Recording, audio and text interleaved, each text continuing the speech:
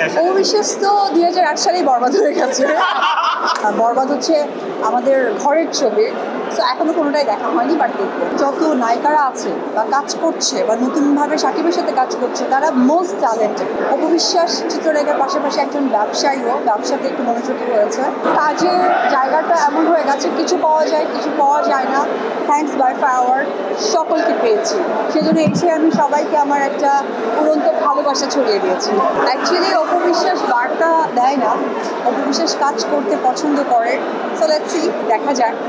আজকে আমার লুক, আজকে আমার makeup signature look by Samia, and বরাবরের মতোই আমার স্টাইলিং করেছে নফিস কাদরি।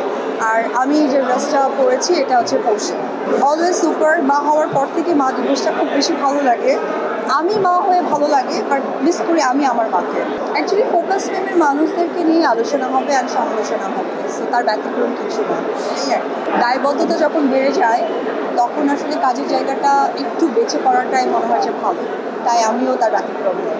আর ভালো কাজের জন্য আমি নিজেও অপেক্ষা করছি, অ্যান্ড আমি ট্রাস্ট করি আমার যারা ফ্যান ফলোয়ার, যারা আমাকে সাপোর্ট করে তারাও ঠিক ওয়েট করবে।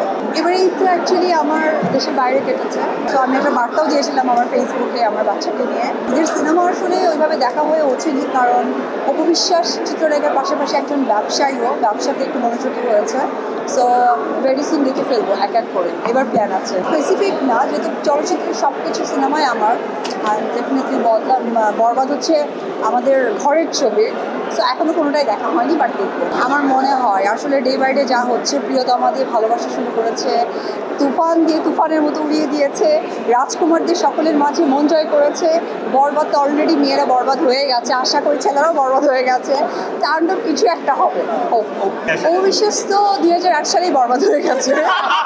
অ্যাকচুয়ালি আমরা দোয়া করি চলচ্চিত্রের জন্য যে এইভাবে যে সুন্দর সুন্দর কাজগুলো আসছে, সো এটা যেন চলমান থাকে। আসলে এটার জন্য তো একটা প্রিপারেশন দরকার প্রপার, সো ওইটাই তো আসলে হয়ে উঠছে না। দেখা যাক, আশা ছাড়বো না, তবে ইচ্ছে আছে। অ্যাকচুয়ালি হয় কি যে একটা মানুষের তো এক একটা সময় সম্পর্ক জায়গাটা চেঞ্জ হয়ে আসে।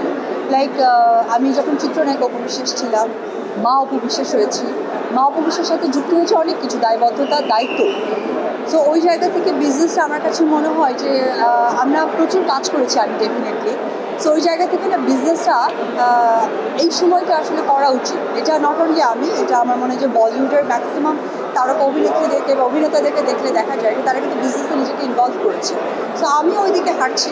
আমার কাছে মনে হয় যে এটা আমাদের মেইন প্রফেশন, যে আমি অপবিশ্বাস বা আমি চিত্রনায়িকা বা আমার শোবিজ অঙ্গনের কাজ, পাশাপাশি বিজনেসটাও কিন্তু আমাদের একটা যুক্ত হওয়া উচিত যখন আমাদের দায়িত্ব জায়গাটা বেড়ে যায়। আমি মনে করি আমাদের বাংলাদেশের যত নায়িকারা আছে বা কাজ করছে বা নতুনভাবে সাকিবের সাথে কাজ করছে তারা মোস্ট ট্যালেন্টেড। তো সাবিলা নূরের আমি অনেক কাজ দেখেছি, বিশেষ করে আমি ওর বেশ কিছু বিজ্ঞাপন দেখেছি। ও অনেক ট্যালেন্ট একটা মেয়ে। আমার মনে হয় সেই ট্যালেন্টটা আরও যুক্ত হয়েছে বাংলাদেশের সুপারস্টার না, আমি বলবো যে মেগাস্টার শাকিব খান। সো আমার মনে হয় যে সাবিলার জন্য এটা একটা অনেক বড় একটা ডেবিউ হতে যাচ্ছে চলচ্চিত্রের মধ্য দিয়ে। হোপফুলি ও অনেক ভালো করবে, অ্যান্ড আমার অনেক দোয়া। অ্যাকচুয়ালি আমার দৃষ্টি দিয়ে কথা না, সে ভালো কাজ করবে বিধায় শাকিব খানের সাথে তার ডেবিউ হচ্ছে।